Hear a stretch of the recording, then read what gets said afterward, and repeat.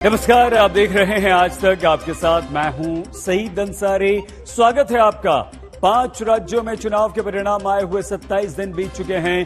42वां स्थापना वर्ष मना रही बीजेपी को 4 राज्यों में ऐतिहासिक जीत हासिल करे हुए 4 हफ्ते बीत गए, लेकिन एक खबर उत्तर प्रदेश में चिंता की दस्तक दिए हुए है। चिंता की दस्तक ये कि आखिर मुस्लिम नागरिक अगर बीजेपी को वोट देंगे या समर्थन करेंगे तो उन मुसलमान नागरिकों को अपने ही समाज की तरफ से क्यों बहिष्कार, धमकी, मारने पीटने जैसी हिंसा का सामना करना पड़ रहा है। और इसी धर्म संकट के विरुद्ध आज दस्तक देनी है, जहां 20 मार्च को कुशीनगर में बाबर अली की हत्या कर दी गई और दावा किया गया कि आरोपी इस बात से खुश नहीं थे कि बाबर अली ने बीजेपी का प्रचार किया, जीतने पर मिठाई बांटी।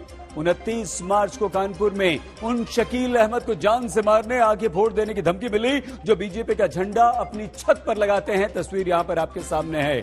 31 मार्च को ये देखिए सामने बदायूं में मामला सामने आता है, जहां शाहरुख सैफी नाम के युवक को धमकी मिलती है क्योंकि वो बीजेपी के समर्थन में फेसबुक पर पोस्ट लिखता है।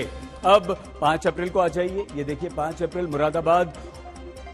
मुरादाबाद में डॉक्टर निजाम भारती नाम के इस मुस्लिम नागरिक को मारने वाले को 1 लाख रुपए इनाम देने वाली चिट्ठी और तमाम धमकियां फैलाई जाती हैं क्योंकि डॉक्टर निजाम ने आरएसएस के पंथ संचलन के समय पुष्प वर्षा की थी।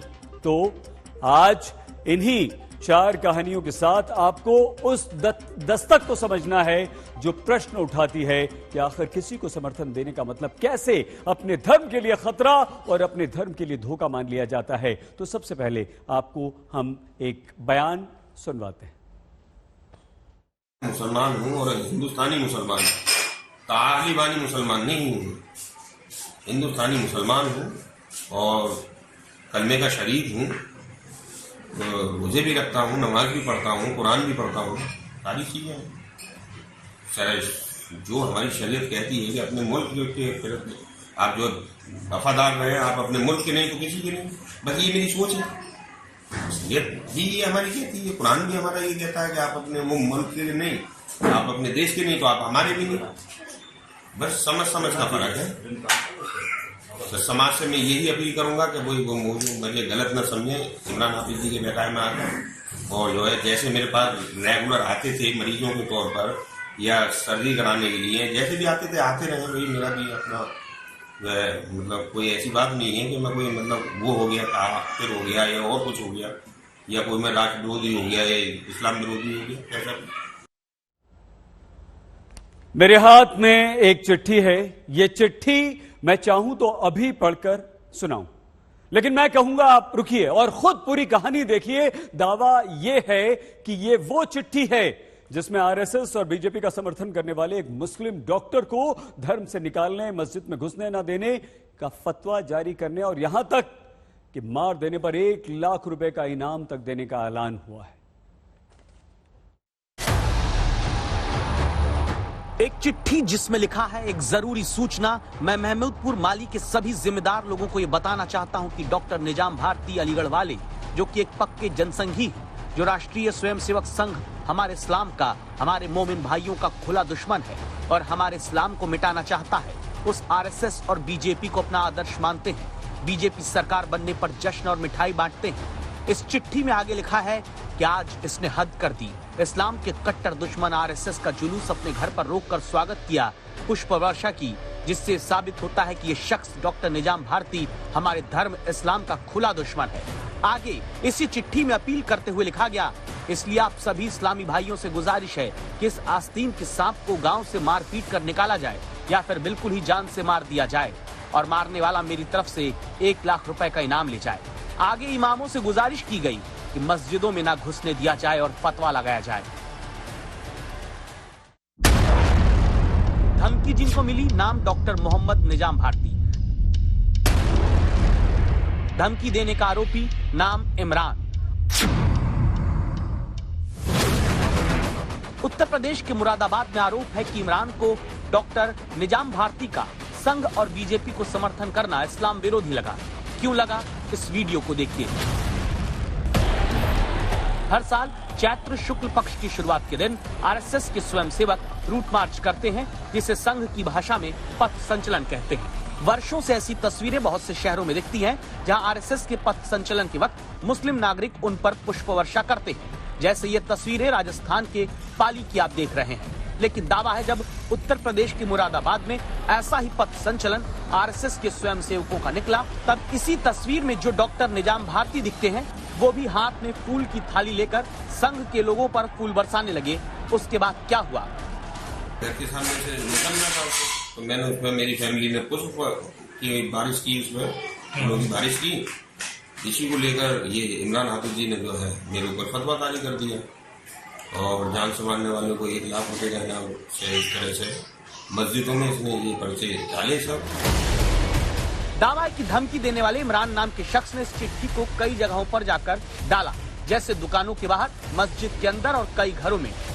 सीसीटीवी वीडियो में इस बात की पुष्टि होने के बाद इमरान को गिरफ्तार कर लिया गया। कंप्लेंट में डॉक्टर निजाम भारती ने बताया कि जो फतवा जारी किया उसमें इनको मस्जिदों में न जाने दिया जाए, इनको कस्बे से भगा दिया जाए, कुछ इस तरह के एलिगेशंस जो है वो फतवा में उन्होंने जारी किया, जिसके विरुद्ध जो है तत्काल मुकदमा दर्ज करते हुए इन्हें गिरफ्तार कर लिया गया और कठोर कार्रवाई की जाए। मुरादाबाद के मैनठोर क्षेत्र के इस मामले में सीढ़ियों पर चढ़ता दिखता यही इमरान है।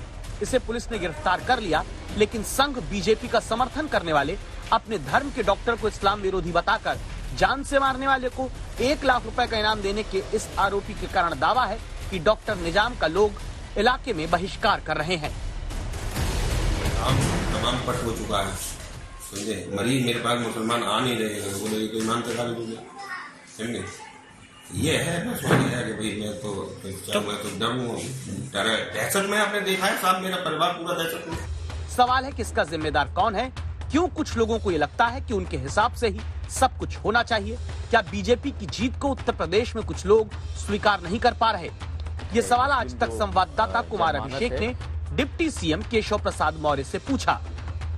अब समर्थन देने से जो बहुत नाराज हो गए थे, वह इस प्रकार की घटनाएं कर रहे हैं।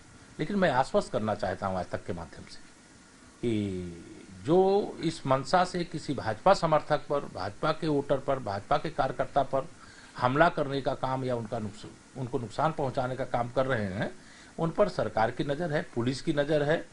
मैं चाहता हूं कि सब शांति से रहें। चुनाव आते और जाते हैं, हार जो सहन नहीं कर पा रहे, उनके द्वारा इस प्रकार का रिएक्शन दिया जाना, ये किसी भी कीमत पर इस लोकतंत्र के अंदर उचित नहीं ठहराया जा सकता है। चिंता इस बात की है कि डॉक्टर निजाम भारती पहला केस नहीं है। 10 मार्च को नतीजे उत्तर प्रदेश के आने के बाद कुशीनगर में बाबर अली की जान ले ली गई, कानपुर में बीजेपी का झंडा लहराने पर धमकी दी गई, बदायूं में बीजेपी समर्थन की पोस्ट पर देख लेने की धमकी दी गई। ये सब अभी क्यों हो रहा है? इस सवाल का जवाब अगली रिपोर्ट में खोजेंगे। कुमार अभिषेक, लखनऊ, आज तक।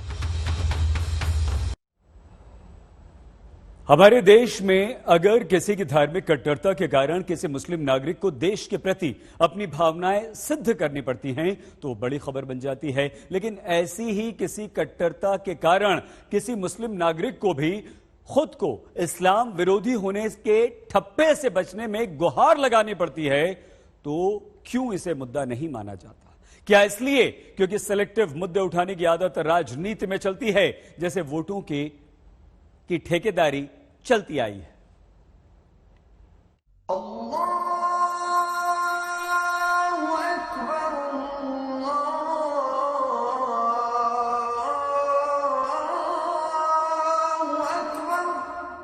योगी सरकार 2O के वापस आने के बाद से बीजेपी के जो मुस्लिम समर्थक हैं उन पर हमले बढ़े हैं, उनकी मुश्किलें बढ़ी हैं। ताजा तरीन मामला भले ही मुरादाबाद का हो, जहां आरएसएस के पथ संचलन में शामिल हुए एक डॉक्टर के खिलाफ न सिर्फ फतवा हुआ है बल्कि उन्हें जान से मारने की धमकी मिली है। लेकिन सिर्फ मर्द ही नहीं, कई जगह महिला बीजेपी समर्थकों को भी मुश्किलों का सामना करना पड़ा है।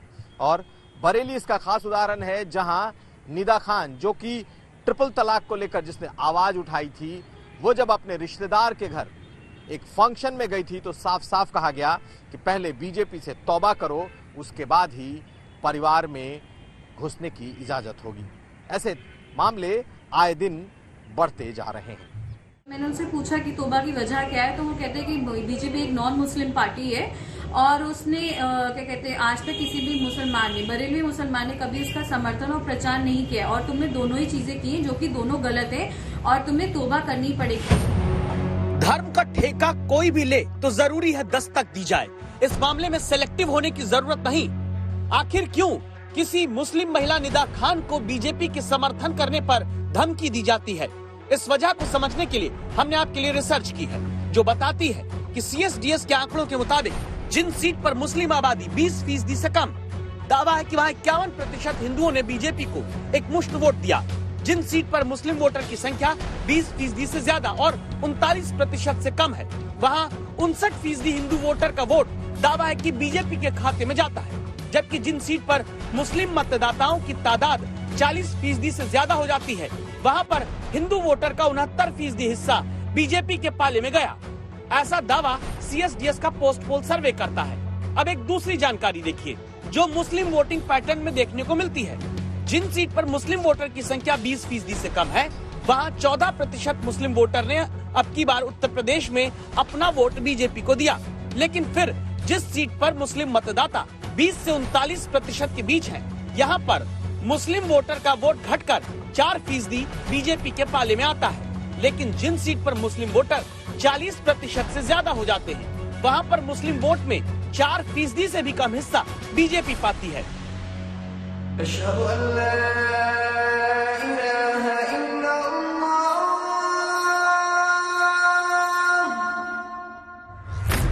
इन दो आंकड़ों से ये बात पता चलती है कि जितना मुस्लिम आबादी किसी सीट पर बढ़ती है, वहाँ उतना ही ज्यादा हिंदू वोट बीजेपी के पाले में जाता है, लेकिन मुस्लिम वोट कम होने लगता है। कैसी वोटिंग पैटर्न में बदलाव का डर कुछ लोगों को लगता है जब कोई बाबर अपने घर पर बीजेपी का झंडा लगाकर बीजेपी की खुशी में मिठाई बांटता है, जब कोई डॉक्टर निजामी संघ के पथ संचलन पर फूल बरसा देते हैं, जब कोई निदा खान बीजेपी के लिए खुश हो जाती है, जब कोई शाहरुख सैफी सोशल मीडिया में बीजेपी के समर्थन में पोस्ट डाल देते हैं।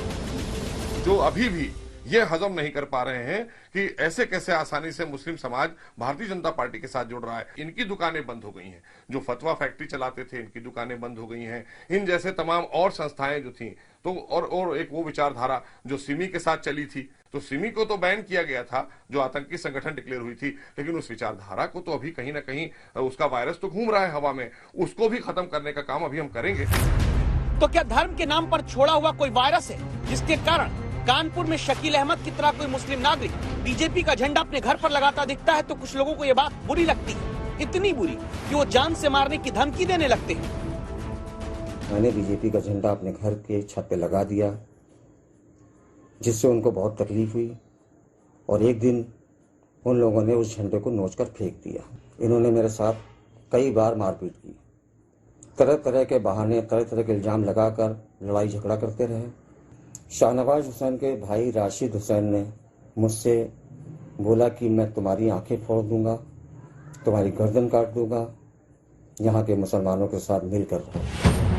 बीजेपी के साथ एक लंबे वक्त तक मुस्लिम विरोधी पार्टी होने का परसेप्शन बना रहा, लेकिन अब हल्का सा क्या बदलाव है ये।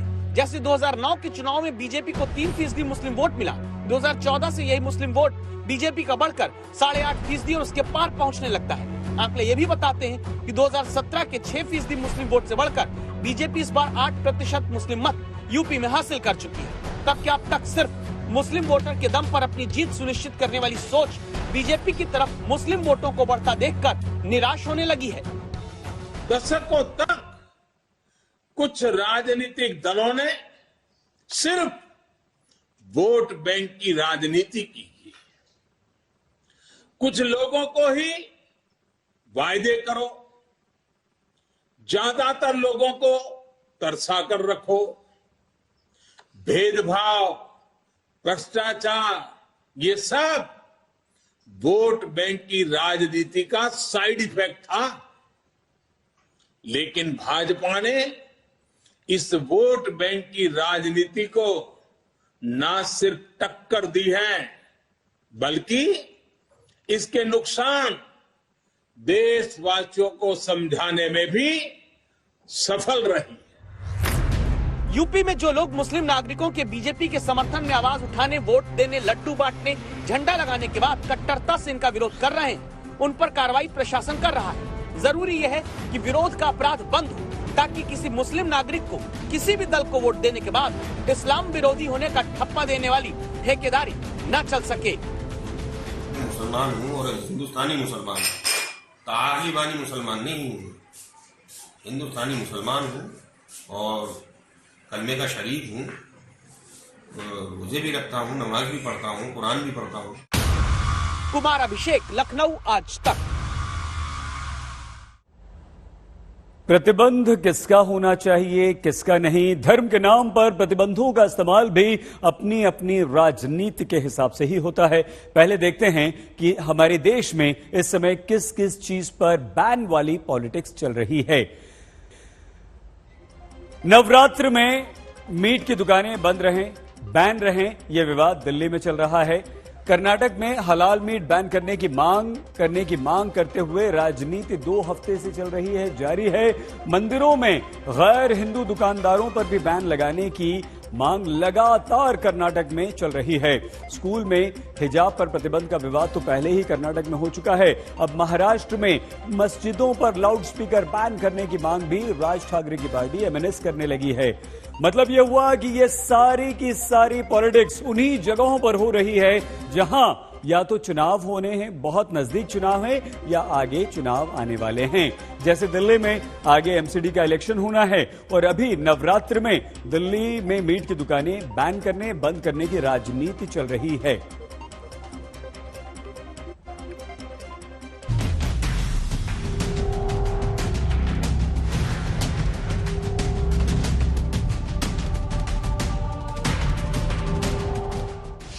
भारत का नक्शा कहता है कि देश में आमतौर पर नॉनवेज खाने वाले ही बहुसंख्यक हैं। दिल्ली में 63.2% लोग नॉनवेज खाते हैं, उत्तर प्रदेश में 55% लोग, मध्य प्रदेश में 51% लोग नॉनवेज खाते हैं, महाराष्ट्र में 59% लोग, राजस्थान में 26.8%, गुजरात में 39.9%, कर्नाटक में 69% और केरल में 97.4% लोग मांसाहारी हैं।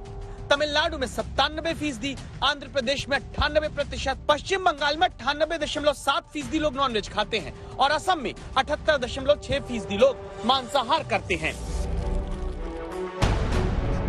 ऐसे में हमारे देश के केंद्र बिंदु में दस्तक देती राजनीति का केंद्र बन गया नवरात्रि में मीट की दुकान बैन करने वाला आदेश। जब एमसीडी के 3 हिस्से में से एक दक्षिण एमसीडी में आदेश आया, नवरात्रि के दौरान मीट की दुकान नहीं खुलेगी। बीजेपी के सांसद प्रवेश वर्मा इसे पूरे देश में लागू करने की मांग करने लगे।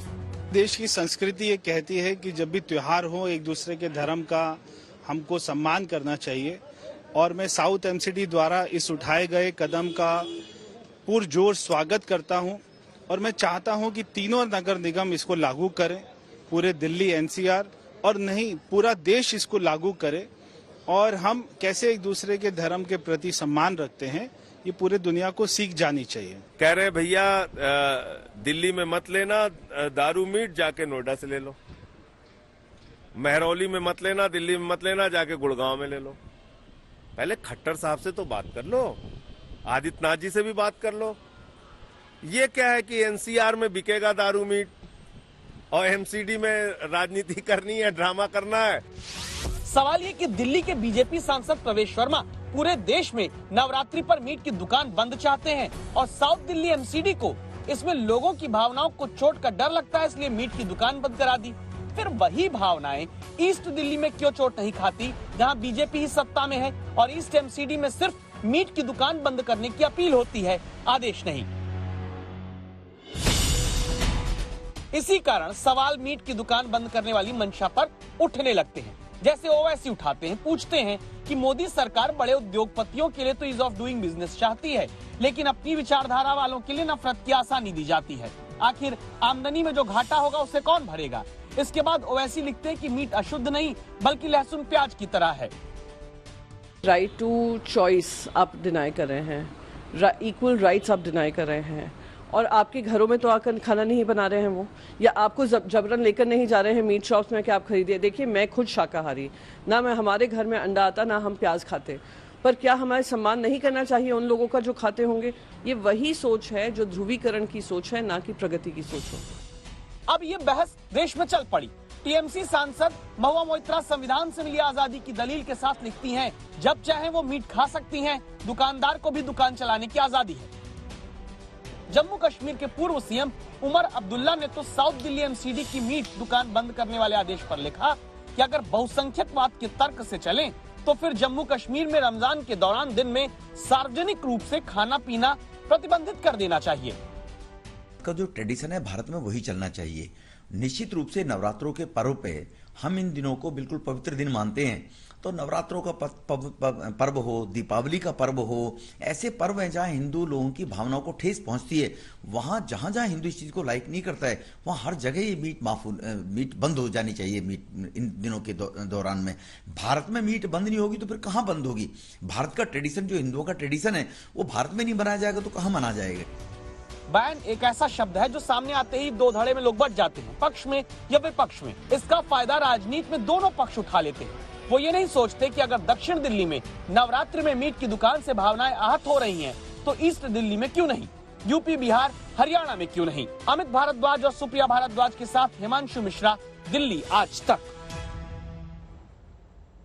धर्म संकट ही उन राजनीतिक दलों और देशों को क्या ले डूबता है जहां पार्टियां परिवार से बाहर ना जा पाती हैं, न सोच पाती हैं। एक उदाहरण से आइए आपको हम दिखाते हैं।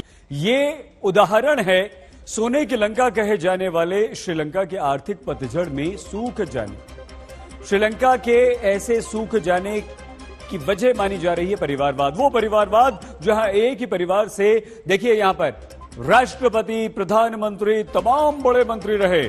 कुछ उदाहरण हम आपको यहां पर दिखाते हैं। सबसे पहले महिंद्रा राजपक्षे प्रधानमंत्री हैं, जो पहले खुद राष्ट्रपति थे। इसी परिवार के गोटबाया राजपक्षे जो भाई हैं वो अभी राष्ट्रपति हैं। कुल 5 सदस्य एक ही परिवार के मंत्री रहे, जिसमें बासित राजपक्षे, चपल राजपक्षे, नमल राजपक्षे शामिल है। मतलब यह हुआ कि एक परिवार के हाथों चलते देश में आर्थिक संकट की कहानी आपको हम दस्तक में दिखा चुके हैं, आपको याद होगा।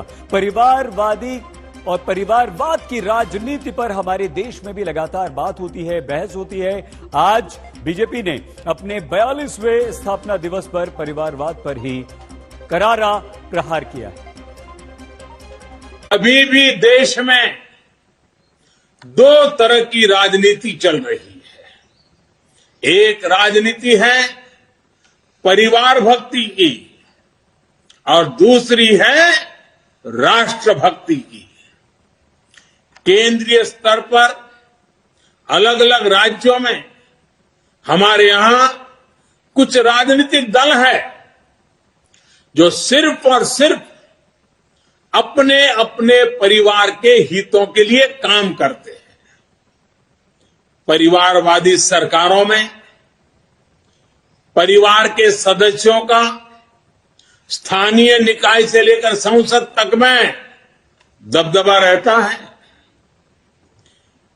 ये लोग भले ही अलग अलग राज्यों में हो, लेकिन परिवारवाद के तार से जुड़े रहते हैं। एक दूसरे के भ्रष्टाचार को ढककर रखते हैं।